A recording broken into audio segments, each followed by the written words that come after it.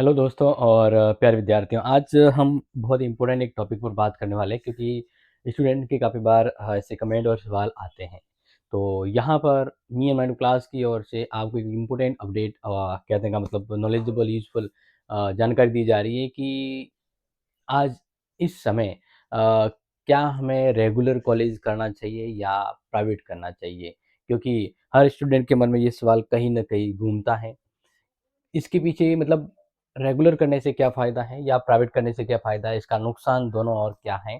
तो बात यही करते हैं कि अगर आपको कॉलेज करना है, तो प्राइवेट करें या रेगुलर करें? क्योंकि इसके बारे में मैंने पहले भी कहा था, फिर भी आपको बता दूँगा और बताना चाहूँगा कि इसमें दोनों में क्या इफ़ेक्ट होता है, क्या प्रॉफ़िट एंड लॉस होता है, तो इसी की ओर हम बात करते हैं कि which is the best for you. देखो अलग-अलग पर्पज़ होता है, अलग-अलग उद्देश्य के अकॉर्डिंग स्टूडेंट प्राइवेट भी करते हैं और कुछ स्टूडेंट रेगुलर कॉलेज भी करते हैं। तो ये अपना-अपना उद्देश्य होता है, उस उद्देश्य की पूर्ति के लिए भी किया जाता है। लेकिन फिर भी अगर मैं आपको बताऊँ, तो यहाँ पर मैं आपको बताना चाहूँगा कि अगर आप प्राइवेट कॉलेज करते हैं, क्या करते हैं अगर आप प्राइवेट कॉलेज करते हैं, ठीक है ना? तो फिर प्राइवेट कॉलेज कर रहे हैं, इसका मतलब क्या होता है? प्राइवेट कॉलेज करते यानी आपको कॉलेज नहीं जाना है, कॉलेज नहीं जाना, ठीक है ना? कॉलेज जाने की ज़रूरत नहीं है यानी अटेंडेंस की ज़रूरत नहीं है और दूसरा हम बात करें कि आपको जैसे कोई असाइनमेंट बनाने की ज़रूरत नहीं है। एक तो असाइनमेंट बनाने की ज़रूरत नहीं होती है, दूसरा आपके अगर प्राइवेट है तो अमूमन प्रैक्टिकल नहीं होता है और ना आपकी कोई ड्रेस कोड वगैरह होती है, ऐसा नहीं वो चीज़ें ख़त्म हो जाती है। बट ये चीज़ें यहाँ पर लागू होती है, ये चीज़ें यहाँ पर लागू होती हैं, यहाँ पर लागू होती है। तो ये दोनों में फ़र्क होता है। लेकिन अगर देखा जाए तो वैसे दोनों में क्या इम्पोर्टेंस और फ़ायदा होता है, तो देखो आपको ये भी बता देता हूँ। जनरली स्टूडेंट में होता है ये सवाल पूछे जाते हैं। तो अगर आप करना चाहते हैं प्राइवेट, मान लीजिए प्राइवेट कर रहे हैं तो इसका फ़ायदा ये होगा आपके कि आपको रेगुलर जाना नहीं है तो समय की आज़ादी रहेगी। क्या रहेगी? समय की आज़ादी रहेगी यानी आपके पास समय रहेगा, ठीक है? इसके अलावा दूसरा अगर मैं पॉइंट ऑफ इन प्रॉफिट की बात करूँ, तो आप इसके साथ अपनी कोचिंग कर सकते हैं यानी साइड वर्क। क्या कर सकते हैं? साइड वर्क क्योंकि देखो अब क्या है ना सेमेस्टर सिस्टम आ गया है और सेमेस्टर सिस्टम में सिंपल सी बात है टाइम बहुत चला जाता है रेगुलर वालों के लिए। तो इसीलिए यहाँ पर और तीसरा कि कॉलेज की अदर जो भी थिंग्स होती है, थिंग्स से छूट यानी अदर जो झंझट होती है ना वो नहीं होता है। लेकिन अगर आप प्राइवेट करना चाहते तो लॉस क्या होगा अगर आप प्राइवेट करते तो? तो सबसे इम्पोर्टेंट अगर आप एज़ ए करियर बनाना चाहते हैं तो गाइडेंस की ज़रूरत पड़ती है। लॉस क्या होगा? गाइडेंस नहीं मिलेगा। यानी प्रॉपर अगर आप कॉलेज नहीं जाते तो आपको आगे क्या करना है उसकी गाइडेंस आपको नहीं मिल पाती है और दूसरा यहाँ पर कि एक्सपीरियंस एक्सपीरियंस नहीं मिलता। कॉलेज जाने का और कॉलेज सीखने का और रेगुलर होने का एक्सपीरियंस नहीं मिलता है और कभी-कभार क्या होता है कि हम जब अगर रेगुलर नहीं जाते हैं तो काफ़ी जानकारी हमें नहीं मिलती है यानी लॉस हो जाता है।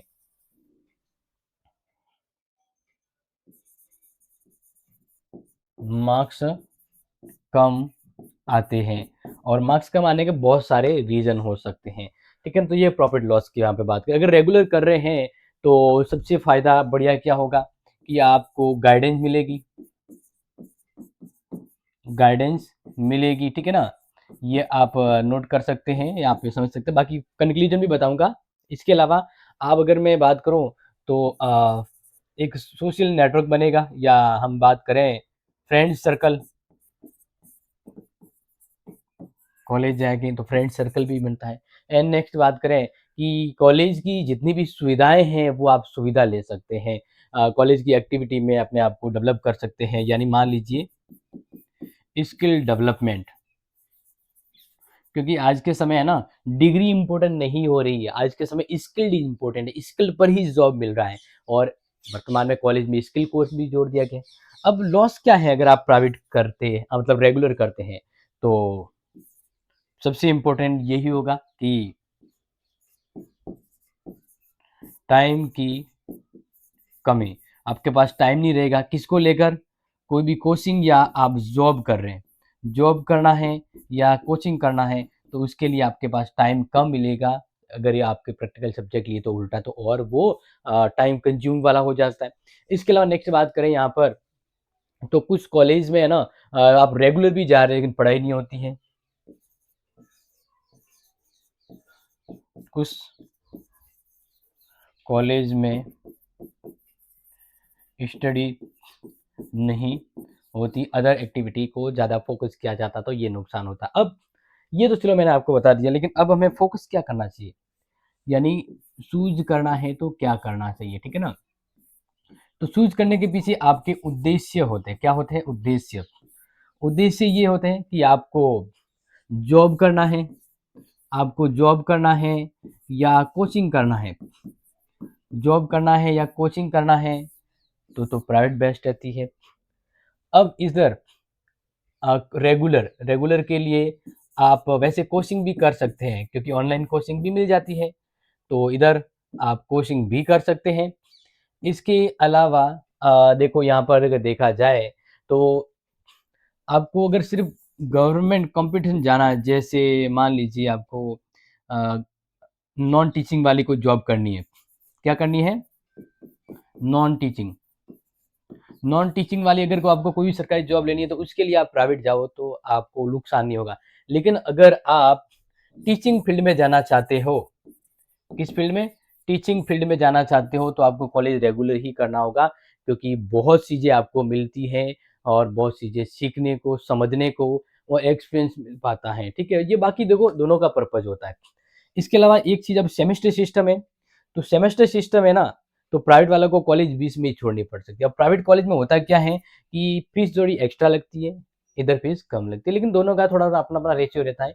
बट अगर बात करें तो परसेंटेज यानी अच्छे नंबर किस में आते हैं? अच्छे परसेंटेज, तो अच्छे परसेंटेज आएँगे आपके रेगुलर करते हो तो। और यहाँ पर थोड़े परसेंटेज क्या होते हैं प्राइवेट में, प्राइवेट में अगर आप करते हो तो परसेंटेज क्या होते हैं? लो होते हैं। ये ज़्यादातर अमूमन देखा गया है, सभी के नहीं, पढ़ने वालों के। बाकी तो कॉलेज जाते, रेगुलर करते लेकिन जाते नहीं तो उनका कुछ नहीं है। तो ये आई होप सो आपको समझ में आ चुका होगा कि अब आपको प्राइवेट कॉलेज करना चाहिए या रेगुलर करना चाहिए, वो आपको आपके अकॉर्डिंग समझ आ चुका होगा। फिर भी अगर आपको कोई सवाल है तो आप पूछ सकते हैं कि सर हम क्या कर सकते हैं। और एक्चुअल में क्या होता है कि रेगुलर फॉर्म है वो पहले शुरू होता है, प्राइवेट फॉर्म बाद में शुरू होते हैं, तो वो जब भी होते हैं वो सिमिलरिटी आपको बता दिया जाता है। लेकिन अब देखो दोनों का सिलेबस सेम होता है, पढ़ाई सेम होती है, तो जो रेगुलर जाता है तो परसेंट ज़्यादा ही बनेगा और जो नहीं जाता उसका कम बनता है। लेकिन अगर आपके पास मी एंड माइटो क्लास है तो don't worry, I am here, हम आपकी हेल्प करते रहेंगे। तो ये एक जानकारीपूर्ण वीडियो था कि आपको अगर कोई कदम लेना है तो क्या लें, और शेयर ज़रूर कीजिएगा। जय हिंद, जय भारत।